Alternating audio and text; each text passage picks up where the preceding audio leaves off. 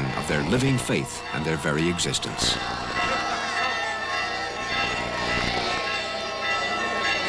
The church courtyard echoes their praise. Hosanna to the Son of David. Blessed is he that comes in the name of the Lord.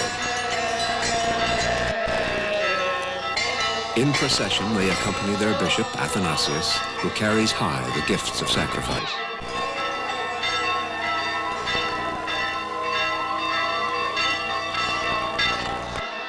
Ten-year-old Marcos Hakim has been chosen to play the part of Christ, to reenact the entry into Jerusalem. As the procession moves through the crowded street, hundreds of people push to greet him. The air is filled with the scent of flowers, herbs, and spices, and everywhere the strong aroma of incense.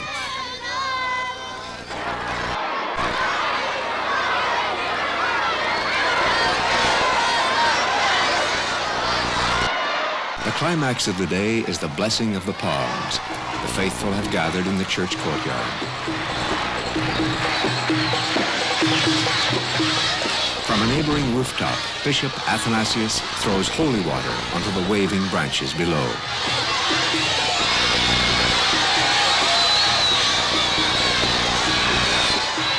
The palms will decorate their homes and give blessing for the coming year.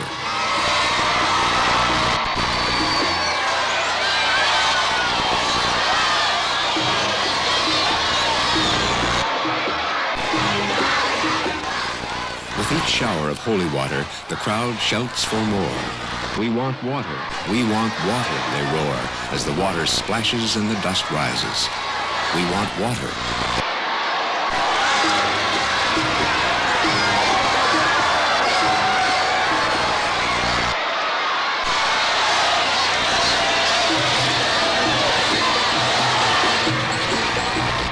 Throughout the centuries, water has been especially revered in this land dominated by the desert. Water for thirst. Water for cleansing. Water for growth. Water for blessing. Water for new life. Give us water.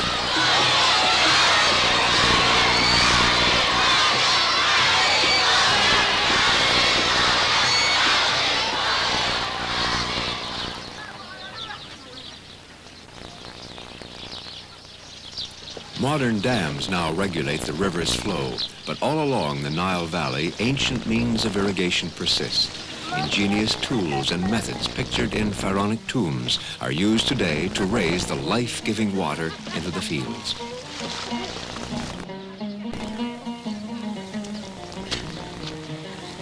Cultivated land in Egypt is precious. Only a narrow green ribbon bordering the Nile will support vegetation. The barren desert just beyond is a constant reminder of the vital importance of their farmland. Birth, life, death, seeding, growing, harvesting have been interlocking cycles of centuries unchanging. Muslims form the dominant majority in Egypt, but the Christian presence is a strong and vital one.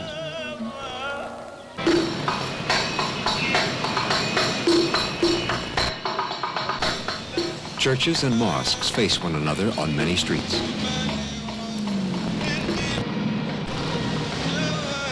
Like most other minorities anywhere, the Copts have often faced prejudice and discrimination, times of persecution and martyrdom. But there have also been times of tolerance. Today there is a renewed friendship between Christians and Muslims and a respect for each other's religious conviction. Tradition holds Christianity was brought to Egypt by one of Christ's disciples, St. Mark the Evangelist. Earlier still, according to the Gospel, the Holy Family fled here from Herod's wrath. This sycamore tree in Mataria, a suburb of Cairo, is one of the places where Mary, Joseph, and the child Jesus are believed to have rested during their flight. Such Christian shrines live on in the shadow of the great domes of Muslim mosques.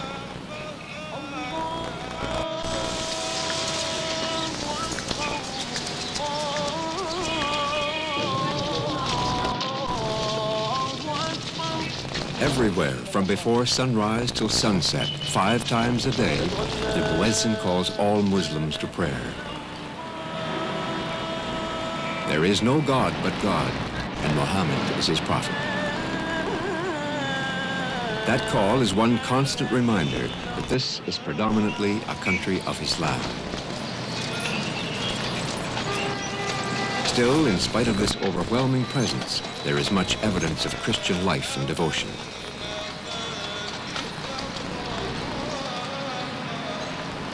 As both Muslims and Copts point out, Egypt today is a good example of how they can live together and share.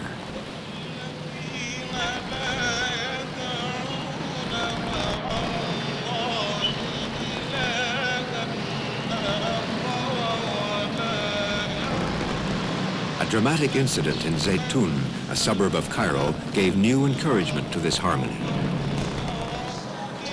On April 2nd, 1968, a Muslim workman in the neighborhood saw a woman dressed in white walking on the roof of a small Coptic church. He thought she was in danger and called out. A crowd gathered and recognized it as an appearance of the Virgin Mary.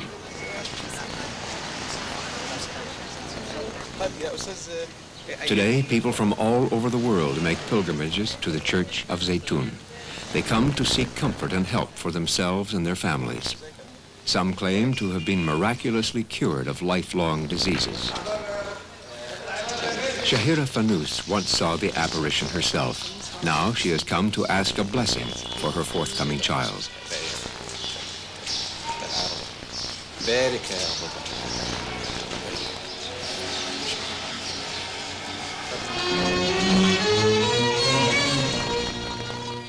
The apparition of the Virgin has recurred many times since 1968.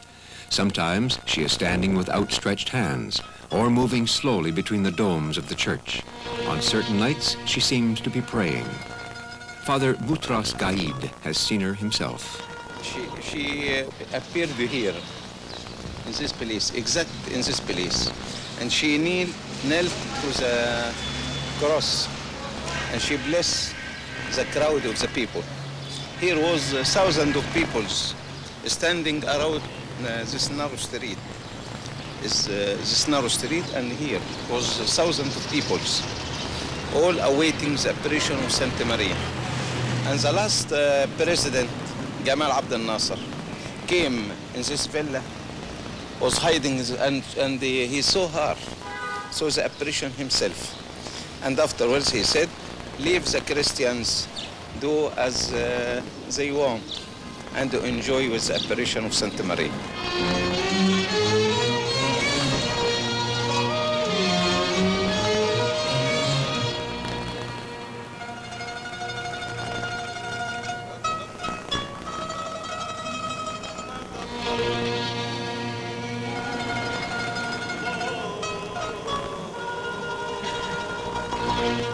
Cairo is the real heart of the Middle East, the intellectual and spiritual capital of the Arab world. But it has always been open to new ideas from everywhere.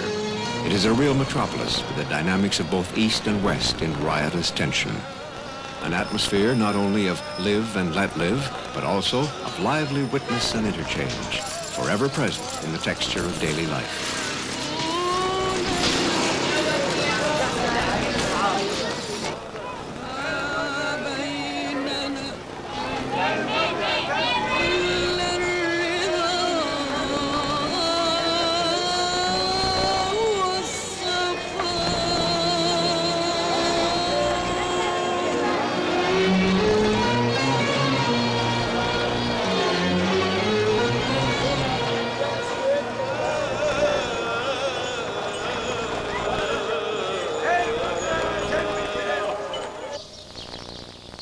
There are over 100 Coptic churches in Cairo alone.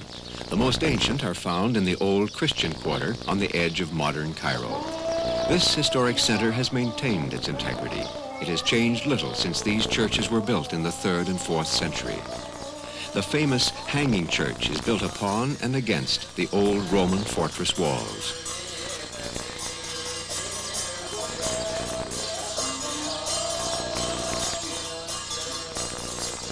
Outside its peaceful courtyard, the neighborhood market. Like the pyramids, the ancient Coptic quarter is an organized tour for many sightseers visiting Egypt.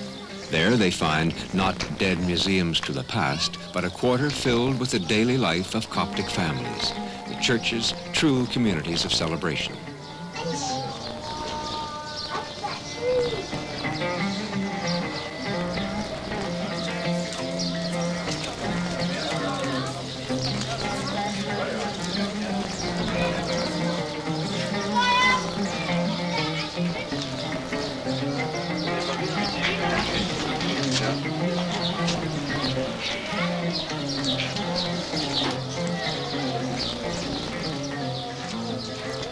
It is Maundy Thursday, the Thursday before Easter. Behind this low gate is the Church of St. Sergius, almost hidden from sight, one of the oldest in Cairo. During Holy Week, Copts from everywhere come to visit here and the other churches in the Coptic quarter to share the age-old liturgies of their community. It is like a pilgrimage. Here at St. Sergius, Father Gabriel, the parish priest, blesses water for today's service.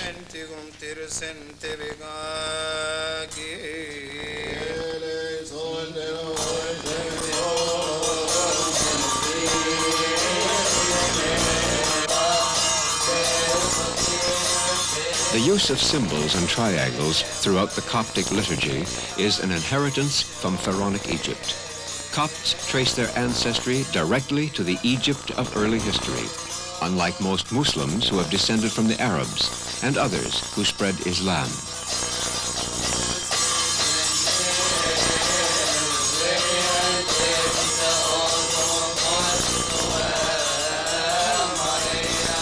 Some Copts are recognizable by their distinctive features, and they are marked by their names, usually borrowed from apostles, saints, or other New Testament figures. Names such as Miriam and Martha from Mary and Martha, Boutros and Boulos from Peter and Paul, and of course, Mata, Marcos, Luca, and Ioanna from the four evangelists.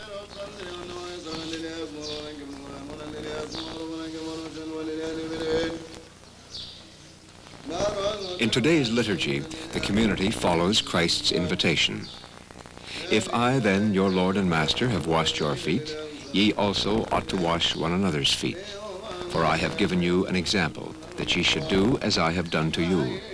Verily, verily, I say unto you, the servant is not greater than his Lord, neither is he that is sent greater than he that sent him.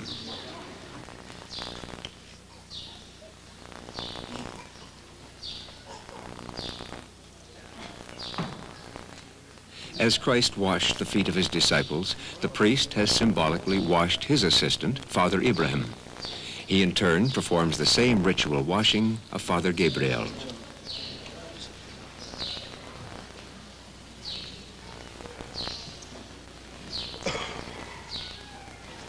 Then the men in the congregation come forward to be washed, and later the women and children.